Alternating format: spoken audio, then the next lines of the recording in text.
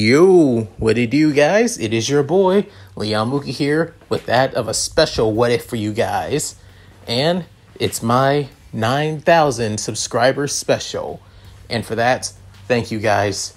Thank you all for loving my content, for giving me this far. Honestly, I never even thought I would even reach this far, to be honest. And for that, I appreciate all of you supporting me, especially even after COVID finally came to an end back in 2020. Many YouTubers were unable to bounce back, losing so much of, ad revenue, support, and from YouTube, especially since they haven't done anything to help those bounce back, especially for many of us in the What If community. I know plenty What If content creators who had that of multiple support, not just from YouTube, but also outside of YouTube as well, but now aren't even able to make the numbers that they used to make these nowadays. And I won't lie, I am one of those people as well, but even so, I still keep moving forward because I know many of you guys who haven't been able to watch my content still love it, even to this day. So for that, thank you. Thank you so much for everything you've all done for me. And as for this what if, this is what if Izuku can summon Vision heroes. Basically, the Final Fantasy characters, heroes, villains, and neutral party members from that of Final Fantasy Brave Excel War of the Visions. Or, as I like to call it for short, Final Fantasy Tactics on mobile. So, with all that said, let's get into this, shall we, guys? About 200 years in the future, humanity will go through that of an evolution that would change the world building for years. And it all started with a baby glowing in that of China. Since then, humanity has been given that of special abilities and powers, which now people have now called them quirks.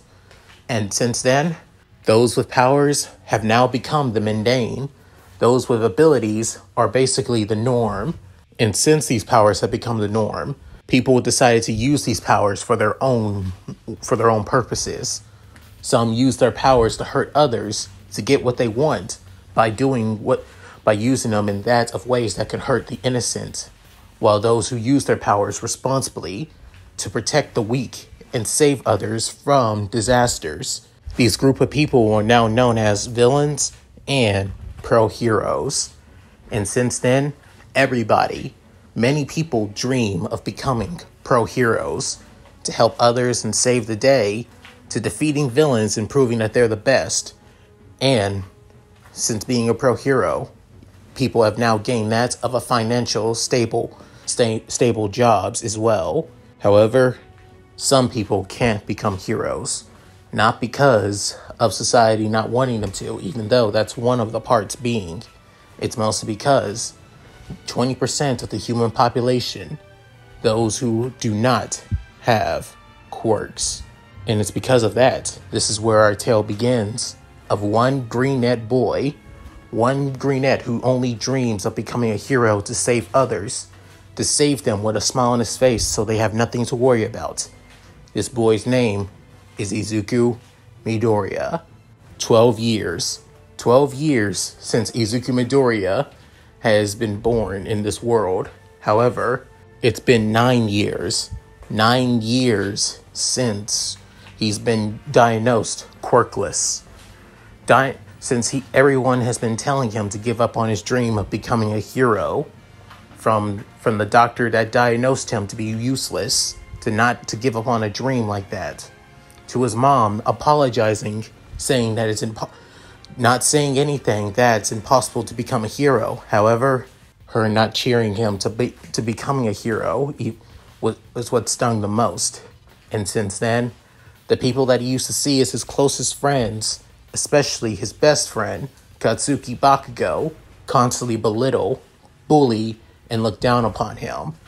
All of society looks down on the greenette boy for being quirkless, something he cannot control himself. And for Izuku Midoriya, it's just another day. However, even so, he never gave up on that dream, never gives up on trying to become a hero by taking many notes, analyzation, and taking up interest into people's quirks as a whole, wanting to see on how people can improve them, what kind of weaknesses they need to avoid, and how to take advantage of them as well. That's who Izuku Midoriya has become since that day. He is considered that of a quirk nerd, a bottom feeder, a leech to society due to his quirklessness, useless, a Deku. That is how society sees those who are quirkless. That is how society sees Izuku Midoriya. As it's just, to many people, it is their first day to that of junior high school for those of Izuku's age. For Izuku, it's just another day of being looked upon, just a different school. Little did Izuku know, this would be the school that basically made his life more of a living hell, given that this is the time when kids began to think this is how the world works. For over a month, Izuku has been belittled, looked down upon because he had no quirk, because he had no power, no strength, no nothing. And it's absolutely worse due to the popularity that his former childhood friend, now turned bully, Katsuki Bakugo, has been gaining due to his quirk and due to the lack of people's powerful quirks at Aldera. Because of Bakugo's uniquely powerful quirk, the teachers basically allow Bakugo to do whatever he wishes, as long as it doesn't impede his goals and his dream of becoming a hero, as he basically announces on a daily basis that he is going to be the #1 hero that surpasses all heroes, become the richest, most famous, and most renowned hero across the world, even bigger than All Might.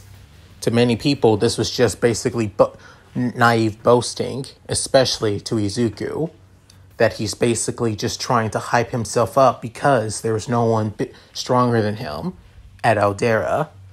And however, for Izuku, he knows his former childhood friend now turned tormentor. This was basically him trying to amp him up, hype himself up, as this is how it's been for basically utterly a month. As for Izuku, the bullying has just never stopped, not even once, as he always come back home scuffed, bruised, and beaten. Not an inch of his life, but just enough to basically set a message for him to know his place in reality. As for Izuku, another day heading to Aldera, with then Izuku just feeling frustrated, angry, with then soon hearing that of multiple explosions and shakes across the ground, as he sees a battle between that of a hero and a villain, as the hero is that of upcoming pro known as Crust, already currently in that of the top 20, well known to be that of a defending and heroic hero who seeks justice and to protect the innocent, with that of a noble heart. As he defeats using his shield quirk, he has that of great defensive abilities. However, he turned that of a defensive quirk into that of a powerful offensive close range quirk as well. With Izuku seeing the new upcoming pro, and couldn't help but admire seeing his strength and abilities up close and personal. Even though he had to go to school, he couldn't help but admire seeing his abilities. As even though he knows many people tell him to give up on his dream of becoming a hero, when he sees heroes like Crust, heroes whose quirks don't even seem like they're flashy or important, grow this fast in the rankings, he can't help but admire their strengths and abilities, hoping one day even a quirkless person like him can become a great hero.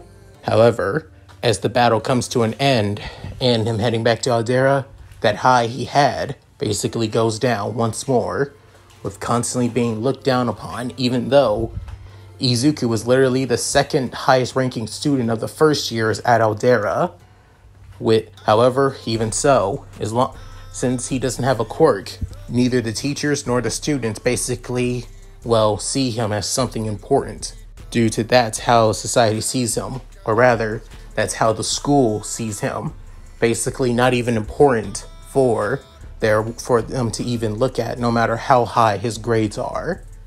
Hell, some teachers even just sabotage him on purpose from time to time, just to get some kicks out of seeing him squirm. Due to this, Izuku's life has basically turned into a living hell since starting Aldera. With then, however, wanting to get away from getting a beating, he runs as fast as he can from Aldera as soon as possible. Hell, even being told off by a couple of teachers. But even so, Izuku didn't care.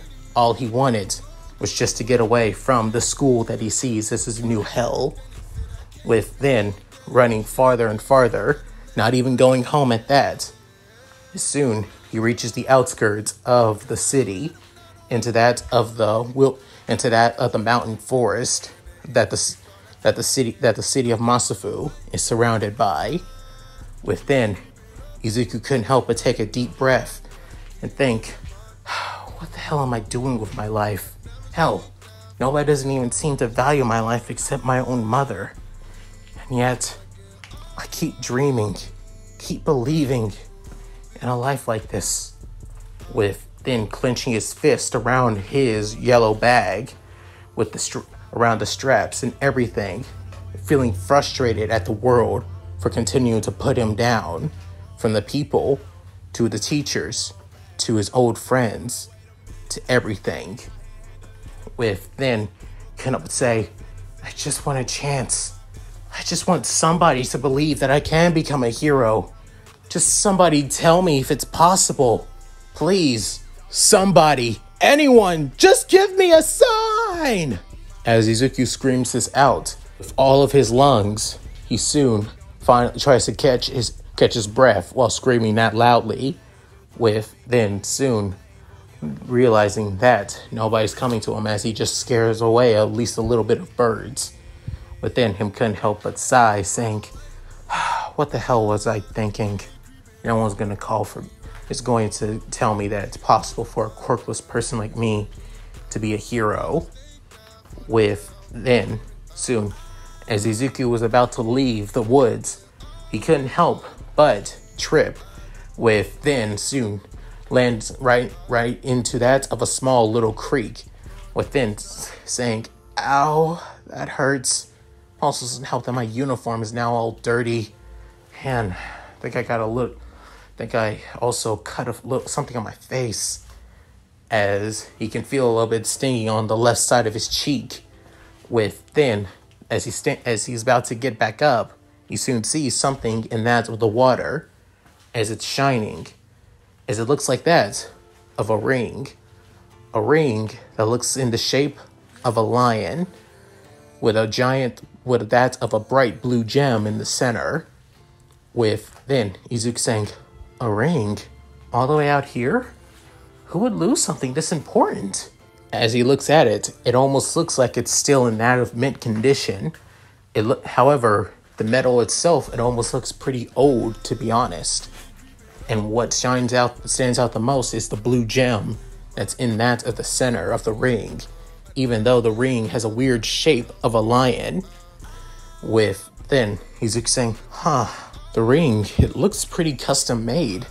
I wonder who designed a ring like this, to be honest. It looks way too, amazing, to be fair.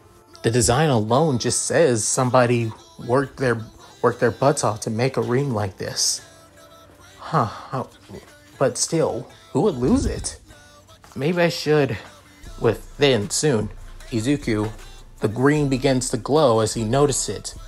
With then thinking, maybe I should keep it for the time being before sending it to that at the police station tomorrow after school. As Izuku says this, he soon heads back home, with then entering into his apartment with his mom worried about him as he took longer than before, with then soon seeing that of multiple scuff marks and, dirt on his uniform, as saying, Izuku, what happened? Your uniform, it looks all dirty now. Within Izuku saying, sorry, Mom. I went into the forest today. Just needed to clear my head and I tripped. So, within she's shaking her head saying, oh boy, you never change, don't you? However, instead of this being in that of a scolding tone, it's more of a worried, but also, somewhat nostalgic tone as well. With her soon having that of a motherly motherly tone, saying, take off your clothes and put them in the laundry basket. I'll take care of them tonight, so you'll have some clean clothes for you for tomorrow, after all. With then Izuku saying, of course, thanks, Mom. After that, Izuku soon takes off his clothes and puts on his casual clothes for around his that he wears around his house. With then pulling out the ring out of his pocket, though, with soon placing it on his desk, looking straight at it, thinking, it still doesn't make any sense. Why would somebody just leave and abandon a ring out in the middle of the woods? Not only that, why didn't I just go to the police station and put it in a lost and found box so somebody else can find it?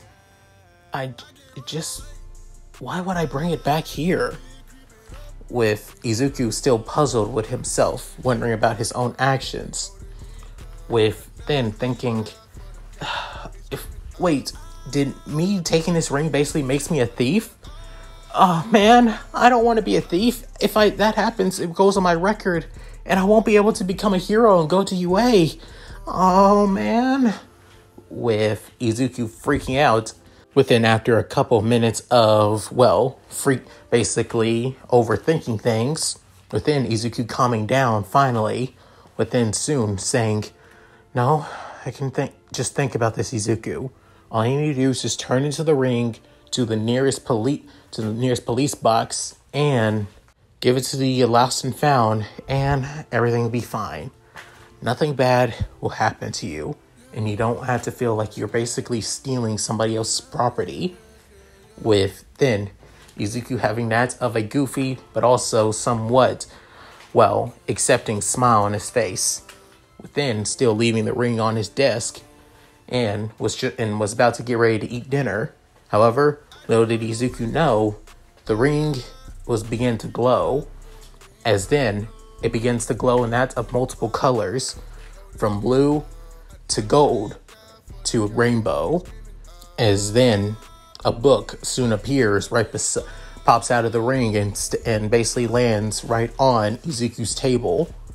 Within the book opening, showing that of a figure of a young woman with quite a muscular physique, with that of golden armor, a blue hair, with that of a ahoge on basically in the top of her head, as the blue hair goes all the way down to her back. However, and shows quite a bit of little of clothing, with only that of basically covering her modesty is that of a loincloth. And what really stands out is that she has that of a pharaoh look on her face. And what stands out the most about her, wielding that of a giant greatsword in her hands, without breaking a sweat on the picture, before it glows, and then the book closes. With then a couple minutes of eating dinner with his mom, Izuku enters back into his room and soon notices the book that's on his table, with then saying, huh? Where did I? But I didn't. With soon going to the book and sitting down and then looking inside of it, thinking, but I didn't do anything. Where did this come from? With then thinking, did Mom put this book in here for me? No, she wasn't even anywhere near my room, and she hasn't even come near here either. So there's no way she would have put a book in my room. Did somebody break into my room and just drop this here? Within looking at his window, within seeing that it's still locked, when realizing, okay, that's strange. What's going on here? As right now, it feels like Izuku's he's starting to lose his mind right about now. The next day, Izuku getting ready to go to school once again, with then soon looking at the ring that was on his desk alongside the book, with then thinking, should I turn this book to also the lost and found at the police station as well? With then Izuku mentally thinking, maybe it's best if I keep it with me for the time being. I don't have much time to basically be pondering on going to the police station. And I doubt the police is going to, call and talk about what has happened. Especially though everyone, the teachers, is most likely just going to blame me for being late and causing problems for the police and for them as well. With having that to resolve, Izuku takes the lion-shaped ring, puts it on his left hand's ring finger, and as for the book, he puts it into his oversized yellow bag, with then saying, "All right, time to get going," putting on his iconic red shoes, and then soon heading to Aldera. Little did Izuku know, both the ring and the book begin to glow brightly. Finally arriving to Aldera Junior High, Izuku's life still hasn't changed one bit, with everybody basically outcasting him and looking down on him constantly, with even his childhood friend Katsuki Bakugo with his new lackeys, counting that one of the childhood friends that Izuku and Bakugo used to grow up with, a fat kid with that of, bat-like wings named Tsubasa, basically moved away to the U.S., basically taking a spot with that of a bald-head kid with eyes, with a quirk that allows him to, extend his eyes out of his head. And no matter how many times Izuku tries, no matter how many times he analyzes the quirk, he never could understand the reason and how a quirk like that could be useful. Espionage, possibly, but it would be limited type of espionage, which makes him not even a hero that's even going to be, bothered, even looked upon. Heck, not even the lowest ranking agency in Japan, hell, not even the world's lowest ranking agency would bother with a quirk like that. Heck, even Izuku being quirkless, his intellect and mind alone would have got him at least some, looks upon from agencies, believing that he has that of a mind enhancement quirk, but unfortunately, that's not even the case. Because again, this is a quirk-based society. Even those with the stupidest and most ridiculous type of quirks would have more attention on them than somebody like him. As Izuku noticed that Bakugo and his lackeys were coming straight at him, within Izuku not even wanting to get anywhere near him and just wanting to get back into the classroom as soon as possible. Little did Izuku know, the book and both the ring began to glow even brighter and brighter. Within, soon as he arrives into the classroom, class hasn't started just yet. Within, everybody, some people loitering around the classroom, some talking to their friends, while soon as the door slides open with that of a huge ass slam, everybody couldn't help but get quiet, with some of them actually waiting in anticipation with that of smiles and snickering to themselves, waiting for Bakugo to basically belittle Izuku once again like that of a TV show. With then Izuku noticing that it was Bakugo, within noticing that the ring began to glow, with soon Bakugo saying, "The hell, Dick? What the hell you basically all jittering about, Deku?" Within Izuku saying, "Hey, Kacchan, just a little busy, that's all. Just want to get this day over with, to be honest." Within Bakugo saying, "Oh, is that so? Really? I didn't think you actually had somewhere else to go. Well, tell me, what's so important for you?" Within Izuku was about to say, before then getting hit with an explosion to his face and body, sending him flying, with knocking back both his desk and his chair. With many people couldn't help but snicker, while some basically full-on laughed, with especially his two lackeys. Within Izuku trying to cough up and catch his breath from that of the explosion, from both the smoke, flames, and also the shockwave impact as well. Within Bakugo saying, Nothing's damn important, because you're not important at all. Whatever you have that you're basically anxious about doesn't damn matter. So know your damn place. Matter of fact, I don't even know why you still even come here. Why don't you just drop out already? It's your whole entire point being here is basically an insult as well. With then Izuku couldn't help but look down, feeling frustrated. With then soon inside of the book, it begins to glow once more. However, instead of the page on where that barbaric female was, it soon lands on that of on one page with that of one with two seems like that of brothers, one with blonde hair while one with black hair, one using that of a regular broadsword while the other uses that of a giant longsword, while the one with blonde hair has that of a black cape with that of a fur pelt around his neck with that of light armor, while the other one has that of a red cape with that of white fur around his armor and having that of baggy pants as well. As it seems, however, if you also look closer, besides their hairstyles, they both have almost a similar facial structure, what makes the two looking like that of brothers. With then soon however, the book pages do not stop there, as it soon lands on that of another page of a woman with that of cat-like ears and that of, well, and their hair basically tied into that of Chinese buns. Not only that, also wearing that of a Chinese dress as well, looking like that of a purplish white kepeo with that of sharp tiger-like claws on claw-like gauntlets, with that within the background having that of a symbol of a tiger constellation.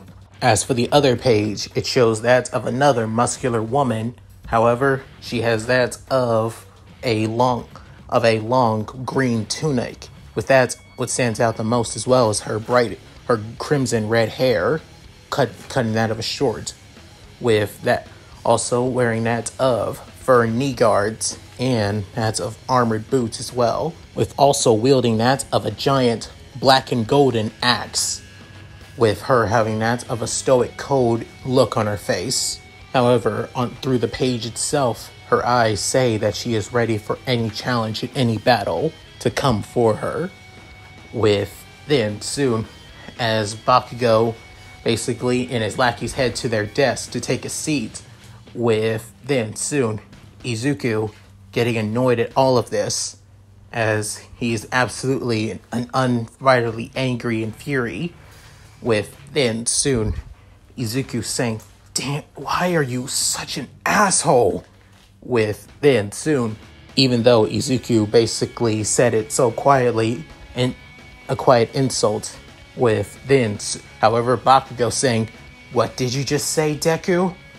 With then Izuku saying, "What? Oh, I didn't mean to. It just came." Saying, "Did you just call me an asshole, you quirkless little shit?" With then saying, "I didn't mean to. It just came out. With it saying, "Look, it's time for you to know your damn place, you worthless, useless nerd. You quirkless freak." As Bakugo's explosions begin to go off even rapidly, and was about to bring down his right hand, with then Izuku covering his face. With soon, the book finally stops glowing, as then the ring begins to glow brightly, so brightly that it blinds everybody in the classroom.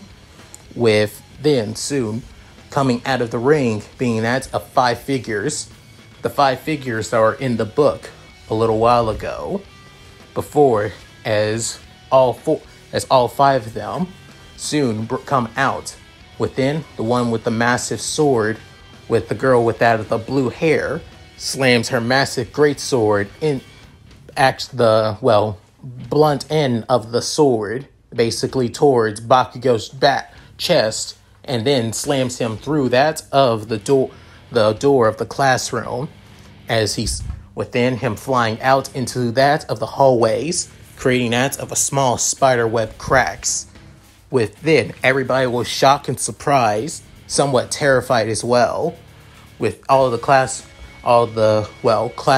of Izuku and Bakugo began to fear, wondering if it's a villain attack. With then soon, all 5 of them basically stand right in front of Izuku, as he is still on the ground, cowering a little bit in fear. With then looking up, Izuku saying, "Huh? What just..." With then soon, the one with the blonde hair saying, "Hey, are you okay?" With then Izuku saying, I'm okay, but who are..." It's soon the one with that of the black hair boy saying, "Brother." it seems that he is the one that summoned us, which means we are basically vessels, visions of the ring of Leonis. With then soon hearing that, Izuku saying, "Wait, Ring of Leonis, visions?" With soon the woman with that of the red hair saying, "It seems so." Well, hopefully that I'll find that of a worthy opponent, even as I am nothing but a vision and fragment of my old self. With then soon the woman with that of the cat ears and wearing the Chinese dress saying, "Speak for yourself, Leonis lapdog. At least I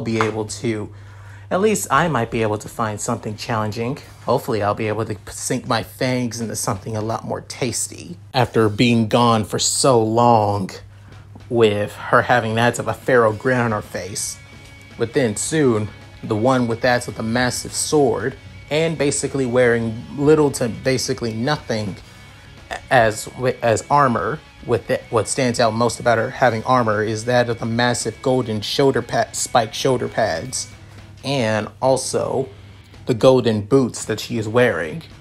Within looking back at Izuku, within saying, "Bad enough being around these damn Leonis lapdogs, but it's bad enough that I am a vision serving that of a wimpy summoner. Ugh, just my damn luck. Eldoa can catch a break." Within Izuku saying, "Just who are all of you?" With then all of them looking at Izuku, with soon the one with the blonde hair saying, "Allow me to introduce myself. My name is Mont Leonis. The ring that you have was once mine, or rather, my family was once a family heirloom. The people are also here. The one with the black hair is my younger twin brother, Stern Leonis. The one with the red hair and the massive scarily axe is one of our kingdom's most decorated and most powerful female soldier. Her name is Yerma." Within Yerma looking at Izuku saying, "You don't look much, but it seems I will have to serve you, seeing that you hold our ring." With then Izuku saying, with soon saying, "All right, you introduced yourself, you Leonis dogs. Then time to guess I need to introduce myself to my new master." With her soon having that of a feral grin, which makes Izuku blush quite a bit, saying, "The name is Ziza. You can call me an assassin. That's what I'm good at. And killing as well. If you need somebody that needs to be torn apart or needs a new asshole as well, I'm your girl." Hearing that, almost everybody in the room couldn't help but feel terrified, saying that, "Oh my god, she sounds like a villain!" Saying, "She's terrifying as hell." With then, soon, Izuku saying, "Oh, okay. I probably won't need you to do that, but even so, I still don't get." With then, soon, Eldoa looking straight at Izuku, saying, "Weak, a coward, and pathetic as hell. I can't believe I had to serve somebody like you. So damn annoying." With her soon gritting her teeth in that of an anger. With then soon Mont saying, "You're saying, I am Eldoa. I am Lord Moraga's great shield. I, Eldoa, do not serve weaklings. Eldoa only serves those who are strong. And right now, all I see is a weak, pathetic child. Eldoa will not serve somebody as weak as you." Within, Izuku couldn't help but, skid back from that from a little bit. With then soon, Stern couldn't help but say, "Of course you would say that, the dog of Moraga." With then she's saying, "What's that supposed to mean, you damn Leonis brat?" Saying, he may be weak now, but I can tell from him. He reminds me quite a bit of the big brother here. Somebody who starts off weak, but it can grow stronger than anyone. Even stronger than me, who was considered to be the greatest prodigy of Leonis." With then soon Mont couldn't help but say, Stern, saying, "I'll serve him. And if you don't feel like you could serve him, then wait until he grows stronger, until he's somebody worth serving. How does that sound, Eldoa? With then raising his massive longsword towards Eldoa. Within soon, she bring out her giant blade as well, pointing it at Stern as well, saying, "Fine then, I'll look forward to it. And if he doesn't live up to my expectations, I refuse to serve, vision or not. If he brings me out, I refuse to serve him. I may not be able to kill him because I am merely a vision, but even so, I refuse to work with a brat or weaklings.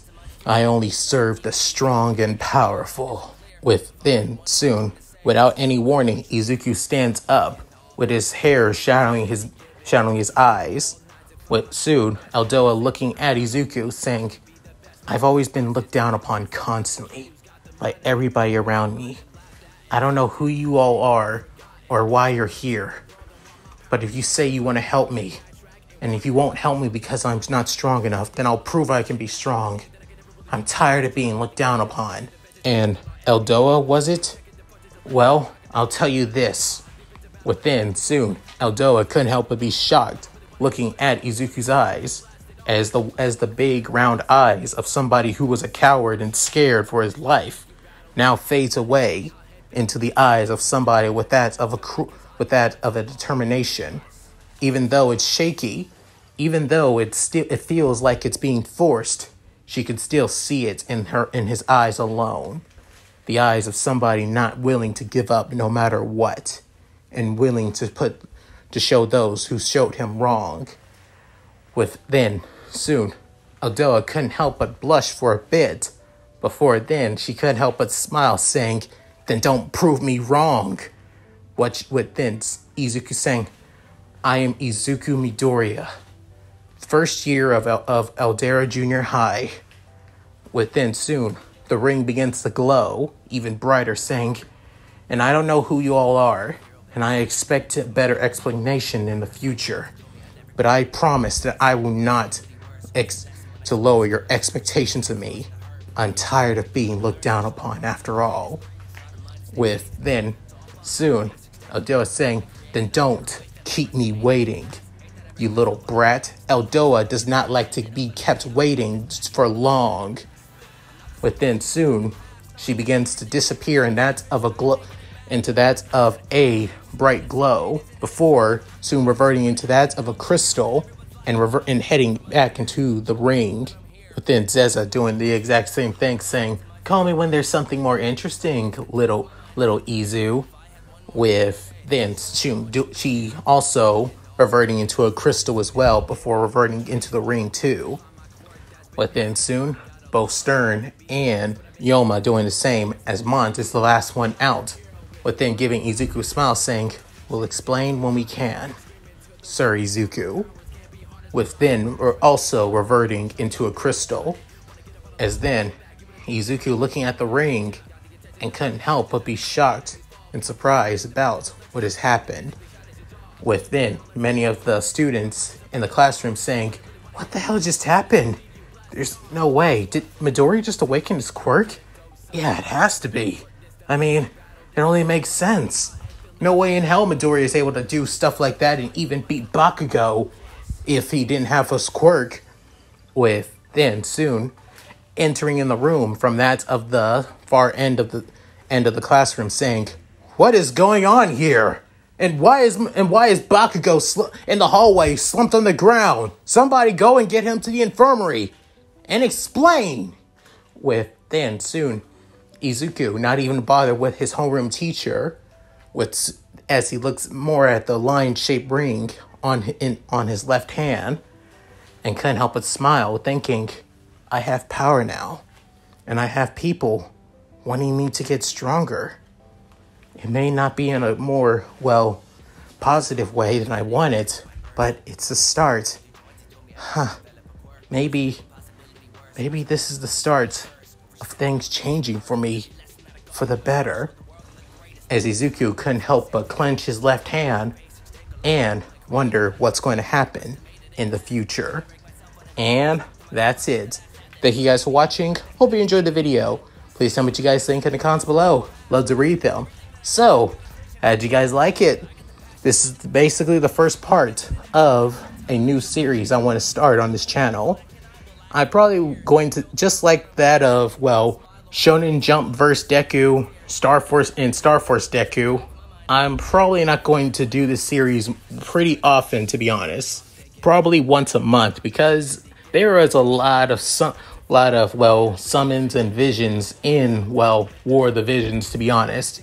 And I need to sort them out and see which ones would be perfect for Izuku's growth in this What If, to be honest. So yeah, expect it to take some time for a What If like this to begin. So yeah, at any rate, if you guys like this What If, please like, comment, and subscribe. Like and share the video as well. Also, check out my Discord, gaming channel, main channel, and Patreon, alongside my Cash App as well. All link in the description below.